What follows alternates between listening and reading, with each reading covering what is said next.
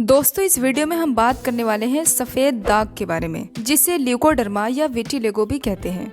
ये एक ऐसी बीमारी है जिसके बारे में लोगों के दिमाग में कई तरह के सवाल होते हैं। सफेद दाग क्या है, कैसे होता है, क्या इसका इलाज होता है या नहीं, ये कम्युनिकेबल तो नहीं है, माँ बाप से बच्चों को भी हो जाता है क्या, इसी तरह के बहुत सारे सवाल। सबसे पहले हम ये जानेंगे कि सफेद दाग कहते किसे हैं और ये होता कैसे है। स्किन पर जगह जगह सफेद रंग के धब्बों का पड़ जाना सफेद दाग कहलाता है। अब हर सफेद रंग का धब्बा ल्यूकोडर्मा या सफेद दाग की बीमारी नहीं होती, कोई इन्फेक्शन भी हो सकता है। फिर सफेद दाग को पहचानेंगे कैसे? बहुत आसान तरीका है। इस बीमारी में जो दाग बनते हैं उससे मिल्की व्हाइट पैचेस बोला जाता है, यानी दूध की तरह सफेद होना चाहिए, सुपर व्हाइट। धब्बे की स्किन बहुत ही स्मूथ और चिकनी होती है और कभी कभी वहाँ के बाल भी सफेद हो सकते हैं। ये इसकी पहचान है। इस तरीके से हम सफेद दाग को पहचान सकते हैं। बॉडी पर इनका प्रेजेंटेशन कई तरह से होता है, कभी सिर्फ होठ पर, कभी हाथ और पैरों की उंगलियों पर और कभी पूरे शरीर में छोटे छोटे धब्बों की शक्ल में हो सकते हैं। अब बात करते हैं कि इसका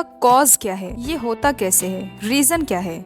इसका कोई एग्जैक्ट रीजन तो नहीं है, बहुत सारे कारण हो सकते हैं। कभी कभी चोट लगने के बाद उस जगह की स्किन सफेद हो जाती है। कभी हमारे शरीर में मौजूद मेलानोसाइट्स जो हमारे स्किन को नॉर्मल कलर देते हैं, उनका डेड हो जाना, उसकी वजह से भी सफेद दाग की बीमारी हो जाती है। न्यूट्रिशनल डिफिशियंसी की वजह से भी हो सकता है। हार्मोनल चेंजेस, एंटीबायोटिक्स का ज्यादा से ज्यादा इस्तेमाल करना, हाइपर सेंसिटिविटी, कोई केमिकल रिएक्शन भी हो सकता है। जैसे बिंदी या सिंदूर लगाने से वक्त के साथ साथ वहाँ की स्किन सफेद होने लगती है। ऑक्यूपेशन रिलेटेड भी हो सकता है, जैसे चमड़े का काम करना, leather industry, dye industry, rubber की फैक्ट्री में काम करना। जेनेटिक माँ बाप से बच्चों को हो भी सकता है और नहीं भी हो सकता, इसका 100% चांस नहीं है। अब बात करते हैं कि अगर किसी को किसी भी वजह से सफेद दाग हो गया तो क्या वो ठीक हो सकता है या नहीं। अगर उसमें इलाज करने से कोई रिस्पॉन्स आ रहा है, वो घट रहा है या बढ़ रहा है, तो ठीक होने के चांसेस ज्यादा होते हैं। ये इंडिकेशन है, इसका मतलब है कि ये ट्रीटमेंट को एक्सेप्ट कर रहा है। इसके अलावा अगर दाग बहुत पुराना है तो उसके ठीक होने के चांसेस कम होते हैं, और अगर दाग पुराना नहीं हो और वहाँ के बाल भी सफेद ना हो तो ठीक होने के चांसेस ज्यादा होते हैं। एज पर भी डिपेंड करता है,